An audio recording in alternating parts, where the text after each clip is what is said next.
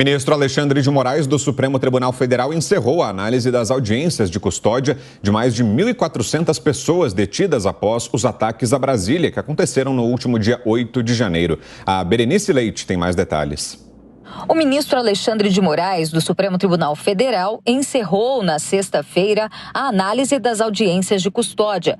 Dos 1.406 custodiados, 942 pessoas tiveram as prisões em flagrante convertidas em prisões preventivas. As decisões estão em sigilo, mas, de acordo com informações divulgadas pelo gabinete de Moraes, no caso dos que ficarão presos preventivamente, o ministro considerou que há evidências de atos terroristas, associação criminosa, abolição violenta do Estado Democrático de Direito, tentativa de golpe de Estado, ameaça, perseguição ou incitação ao crime. Os demais 464 suspeitos foram liberados, com aplicação de medidas cautelares. Dentre as medidas cautelares estão o uso de tornozeleira eletrônica, a proibição de se ausentar da comarca e o recolhimento domiciliar no período noturno e nos finais de semana.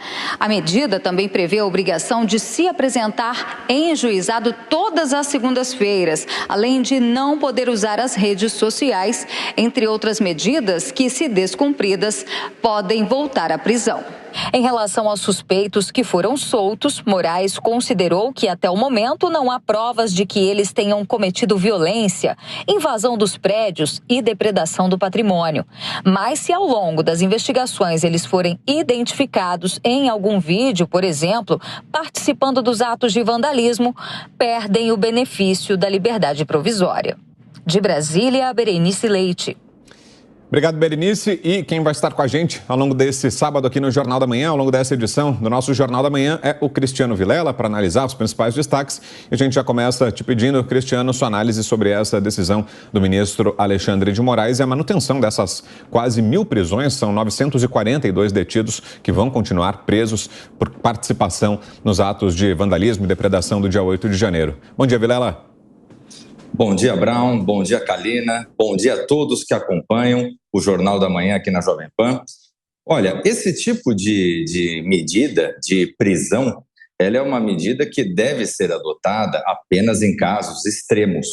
É muito salutar, muito correto que o ministro Alexandre de Moraes já tenha feito 464 liberações com a aplicação de medidas cautelares. Porque aí sim, você só vai cumprir o que determina a Constituição, que é que a pena restritiva de direitos ela só acontece depois de transitado em julgado o processo, depois de uma condenação definitiva, ou então quando houver algum grave risco à população. Então, nesses 464 casos, eu vejo realmente que o ministro acertou totalmente em relação ao que determina a Constituição e a legislação.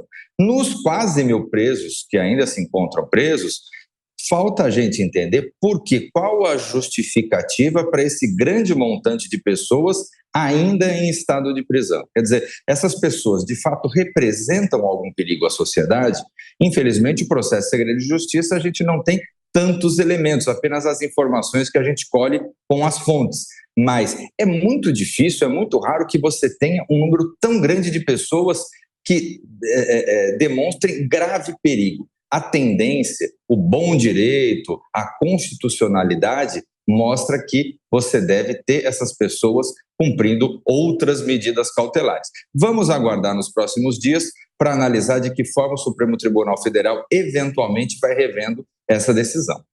Agora, Vilela, sobre a operação, o mandado de busca e apreensão no escritório de Ibanez Rocha, a OAB chegou a se pronunciar a respeito. Existe algum indício de que houve irregularidade nessa operação?